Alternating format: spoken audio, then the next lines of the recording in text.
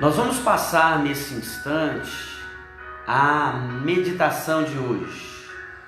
Eu te convido a abrir a sua Bíblia na carta de Paulo aos Gálatas. Gálatas, capítulo 2. E nós vamos fazer a leitura dos versos 1 e 2. Gálatas, capítulo 2, versículos 1 e 2. O tema da mensagem de hoje é: a melhor motivação é a obediência. Gálatas, capítulo 2, versos 1 e 2, diz assim a palavra de Deus: 14 anos depois, subi outra vez a Jerusalém com Barnabé, levando também a Tito. Subi em obediência a uma revelação e lhes expus o evangelho que prego entre os gentios, mas em particular aos que pareciam de maior influência, para de algum modo não correr ou ter corrido em vão. Iniciamos hoje o capítulo 2 da carta de Paulo aos Gálatas, carta que trata sobre a liberdade cristã. O apóstolo Paulo continua narrando a sua história, ele continua testemunhando a sua vida, ele continua então narrando as suas jornadas, a sua vida e o seu ministério. Paulo tinha uma história para contar. Paulo tinha uma história para contar. Aliás, a vida de Paulo era um livro aberto. Cada movimento dele era registrado. Cada viagem era minuciosamente registrada. Um homem livre, assim como Paulo está falando sobre liberdade. É como se Paulo aqui estivesse abrindo o seu coração, porque um homem livre não tem dois livros da sua vida. Um livro aberto e outro fechado. Um que é publicável e o outro impublicável. Um livro que todos podem ter acesso e conhecer, e outro que seja segredo. Não. Paulo procurava falar abertamente. Paulo procurava abrir o coração, e ele assim falava, e ele assim colocava um pouco da sua vida presente, um pouco da sua vida pregressa, do seu passado, mas sempre mostrando qual que era o objetivo, qual que era o propósito, qual que era o caminho que ele estava percorrendo e qual que era a mensagem que ele então trazia consigo. A sua vida era uma mensagem, uma poderosa mensagem. Paulo tinha um passado, sim. O passado de Paulo era um passado triste, sim. O passado de Paulo era até vergonhoso, sim. Mas Paulo não deixa de dizer, ele não deixa de mencionar, e principalmente, Paulo não deixa de visitar nos seus registros, na sua vida, na sua história, no seu ministério, ele não deixa de visitar o seu passado. Aqui no capítulo 2, ele diz que depois de 14 anos ele subiu outra vez, ele subiu novamente para Jerusalém.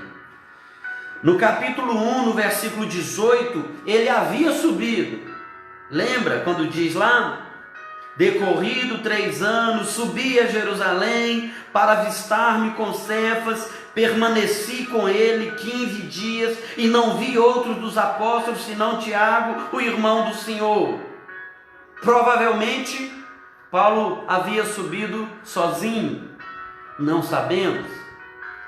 Mas agora ele diz claramente que ele subiu outra vez para Jerusalém com alguns irmãos, com alguns amigos, e ele os menciona aqui no início do capítulo 2. Paulo volta ao início de tudo. Paulo faz nova viagem no tempo, essa viagem no seu passado, onde tudo começou. Lá estava Paulo de volta a Jerusalém, na companhia de Barnabé e de Tito. Paulo está agora desbravando um novo caminho. Não era o mesmo Saulo, não era aquele homem do passado, era um novo homem, e o caminho que ele estava percorrendo também era um novo caminho.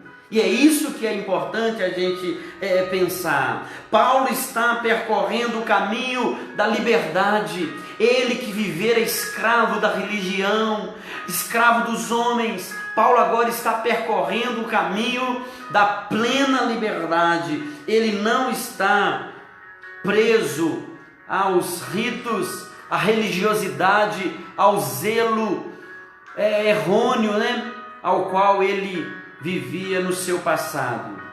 Então, está Paulo aqui acompanhado de 2 irmãos. Olha só, interessante que esses 2, Barnabé e Tito, são representantes também desta liberdade. Barnabé estava ligado aos gentios. Barnabé era judeu, mas o seu ministério estava ligado ao alcance dos gentios, dos não-judeus. E Tito era grego, ou seja, Tito era um gentio. Tito foi então alcançado pela mensagem da liberdade, pela mensagem do evangelho ao qual Paulo pregava. Aqueles homens que acompanhavam Paulo, eles estavam libertos em Cristo. E não apenas Barnabé e Tito, mas o próprio Paulo. Eles agora viviam uma vida de plena liberdade. E assim, é como se Paulo nos levasse, ao pensarmos em Tito, que era um gentio que agora conheceu a liberdade em Cristo. Esse Barnabé, que foi um grande amigo, um grande parceiro de ministério de Paulo, e que conhecia a vida de Paulo do seu passado. É como se Paulo os levasse ao capítulo 5, versículo 1. Para a liberdade foi que em Cristo nos libertou. Não vamos esquecer isso. Barnabé, Tito, Gálatas, Igreja do Senhor, para a liberdade foi que o Senhor Jesus nos libertou. Permanecei, pois, firmes, e não vos submetais novamente a jugo de homens, a jugo de escravidão. Paulo então está demonstrando através desse relato e através da sua vida e dessa viagem a Jerusalém, também a mensagem que ele trazia e os companheiros de viagem que também traziam a mesma mensagem. A primeira lição dessa mensagem de hoje é a seguinte: nossos companheiros de viagem serão também companheiros das mesmas convicções. Nossos companheiros de viagem serão também companheiros das mesmas convicções. Deus nos libertou e assim Ele nos levará para ajudarmos outros a conhecer a verdade, a receber a verdade e viverem também a transformação. Deus vai nos usar para sermos agentes da transformação e da libertação na vida de muitos outros. Paulo, que no passado vivia cercado dos religiosos e vivia então cercado das autoridades, dos grandes homens da religião judaica, agora anda com gente que também entende o que é ser livre, gente que entende o que é viver essa liberdade. Paulo, que no passado vivia para agradar a homens, agora vive para agradar a Deus e para testemunhar na sua vida e na vida daqueles que andam com ele a grande libertação e a grande liberdade com a qual ele agora vive. Pessoas que experimentaram a mesma libertação de Paulo, agora caminham lado a lado com ele. Nós precisamos refletir sobre isso. Nossos companheiros de viagem serão também companheiros das mesmas convicções. Com quem você tem andado? Quais têm sido os seus companheiros de jornada? Quem você olha para um lado e para o outro e você encontra sempre do seu lado, ou sempre à mão, a um telefonema, a uma mensagem, a um áudio, a um apoio, a um aconselhamento, a uma intercessão, a uma preocupação com a sua vida espiritual, a uma força para te ajudar nas horas difíceis? Quem são os seus companheiros de viagem? Com quem você tem subido para Jerusalém? Com quem você tem andado e visitado aí a sua história, compartilhado o seu passado e vivido então a convicção de uma vida transformada? Quem são os seus companheiros de viagem? Quem são os seus amigos?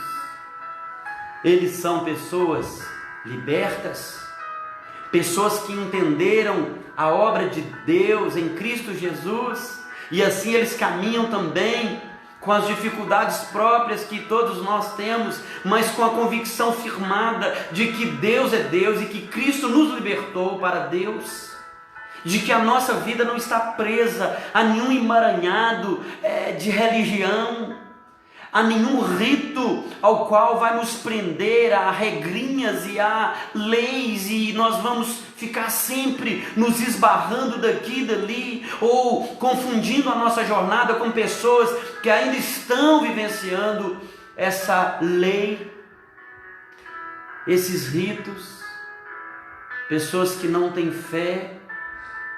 Quais são os nossos companheiros de viagem? Esta é a primeira lição do texto de hoje. Mas tem uma outra lição do texto e eu queria que você também guardasse no seu coração. A segunda lição do texto: a maior motivação para nós deve ser a obediência. Por isso, o tema da mensagem, baseada aqui no versículo 2 que nós lemos. Paulo diz: subi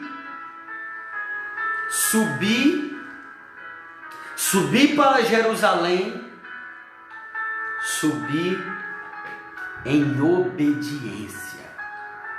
Eu não subi apenas por subir. Eu não voltei a Jerusalém apenas porque me deu vontade de rever aquela cidade, aquele povo, rever os lugares onde eu passei boa parte da minha vida, da minha juventude.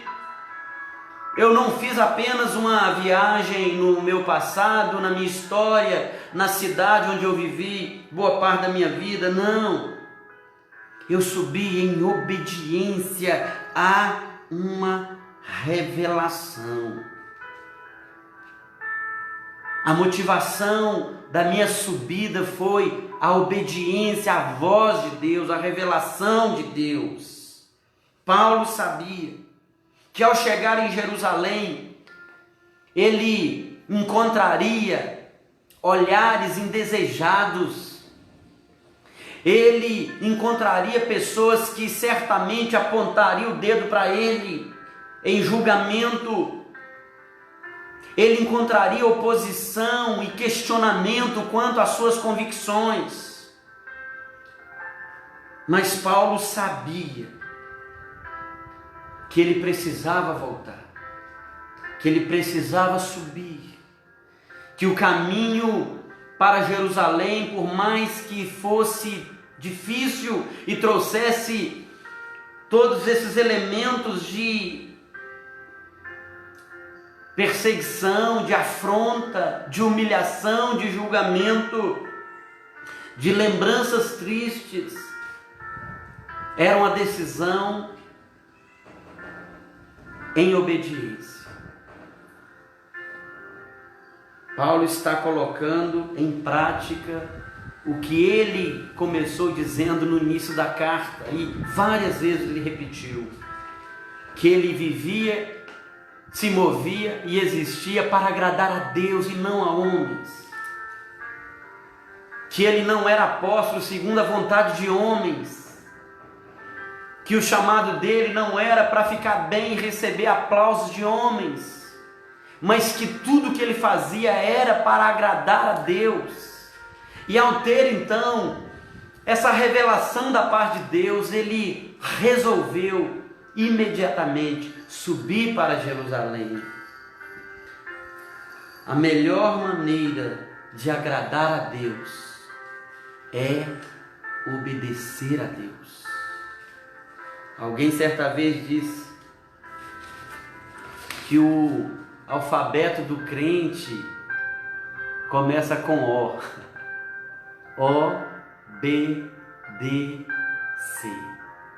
Paulo mostra como que é agradar a Deus. Não é desenhar coração e mostrar para as nuvens, Deus, eu te amo. Não é fazer coraçãozinho.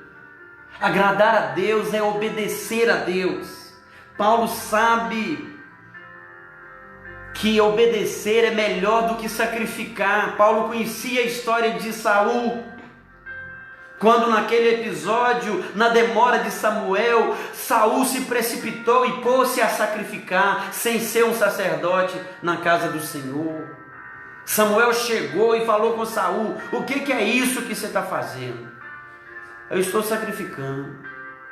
Mas Saul, tem porventura Deus prazer em sacrifício e em holocausto? Ou tem Deus prazer em obediência? E Samuel então fala duro, repreende firme a Saul e diz: obedecer é melhor do que sacrificar. Deus está à procura de servos obedientes, de filhos obedientes, e não de gente que sacrifica.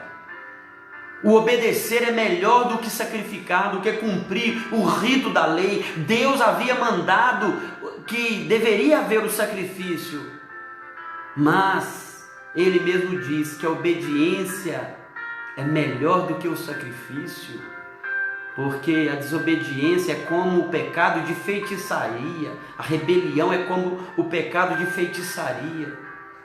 E Paulo então sobe em obediência, ele procura expor o Evangelho, diz aqui no versículo 2, ele sobe em obediência a uma revelação e procura expor ali o Evangelho que o alcançou, o Evangelho que trouxe luz e libertação, primeiramente a ele e depois aos gentios. Subi em obediência a uma revelação e lhes expus o Evangelho que prego entre os gentios. Eu fiz isso para que eles pudessem saber que esse é o Evangelho da graça que liberta, da graça que arranca de nós todo e qualquer excessos da lei, todos e qualquer apegos à lei e aos ritos. a liberdade para a qual Cristo nos comprou, o evangelho da plena liberdade. Está aqui um gentio do meu lado, Tito é grego. Inclusive, mais à frente a gente vai ver que eles queriam que Tito circuncidasse e Paulo não permitiu. O evangelho não é da circuncisão, ele é o evangelho da graça. Eu fui chamado para os gentios, agora eu trago o gentio e mostro para ele o evangelho da liberdade e submeto então ele a todos os mandamentos da lei judaica. Que liberdade é essa que esse moço agora vai viver? Se ele tem que submeter de novo aos ritos da circuncisão, das questões da lei, se em Cristo nós temos a liberdade. Então, a melhor motivação é a obediência. Você é obediente? A palavra precisa ser aplicada. E sabe como a gente aplica a palavra? Fazendo perguntas. Será que eu sou obediente? Você é obediente? Você que sobe, desce, vai, vem, viaja, segue a sua vida? Será que cada vez que você sobe, cada vez que você desce, cada vez que você viaja, você faz isso em obediência? Paulo diz: eu subi em obediência a Deus, a revelação que Ele mesmo tinha dado. A melhor motivação é a obediência. Nós precisamos aprender. O evangelho da liberdade aponta para Cristo, que é a verdade que liberta, e aponta para o exemplo de Cristo, que foi obediente até a morte, e morte de cruz.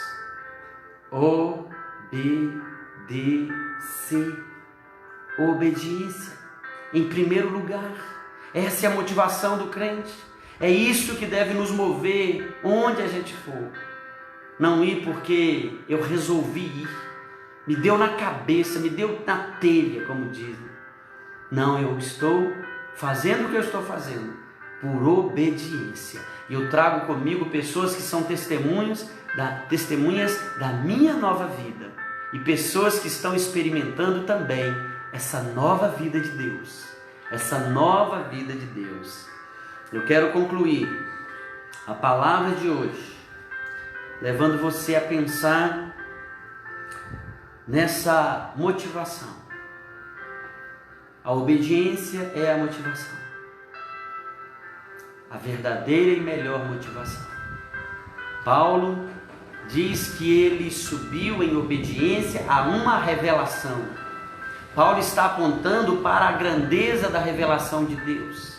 Paulo está mostrando que aqueles que são libertos, eles são movidos não pela informação, não pelas vozes do mundo, não pelo que a mídia diz, não pelo que os conselheiros de plantão aí estão dizendo, mas o que move o crente a uma obediência, a um movimento de obediência, é a palavra de Deus, que é a revelação de Deus para mim e para você. Há muitas vozes por aí, há muitos ruídos por aí, há muita gente falando em nome de Deus o que Deus nunca falou, há muita gente exigindo do povo aquilo que Deus jamais exigiu, há muita gente mesmo dizendo ser em nome de Deus, como Paulo fazia no seu passado, oprimindo, machucando, perseguindo, ferindo as pessoas e usando o nome de Deus. O que eu e você precisamos nos atentar é para a revelação de Deus. A revelação de Deus está pronta, ela está completa na sua palavra, e é ela que vai nortear a minha vida e a sua vida. É por isso que nós estamos estudando essa carta, porque nela Paulo diz que ainda que nós ou mesmo um anjo vindo do céu vos pregue um outro evangelho que vai além desse, seja anátema, desprezado, amaldiçoado. Porque a revelação de Deus, ela é plena para nos dar uma vida plena. A obediência não é um ato subjetivo da minha mente. Eu estou sentindo que eu devo obedecer por aqui. Não é sentir, é algo concreto, é revelação, é palavra de Deus. O que Deus abençoa é o que Ele aprova. O que Deus espera é que a gente obedeça. Ao subir, seja para Jerusalém, seja para Belo Horizonte, seja para Nova Lima, seja para Sabará, seja para Patrocínio, seja para onde quer que seja, suba em obediência, ande em obediência a esta revelação, a esta palavra que é a palavra de Deus.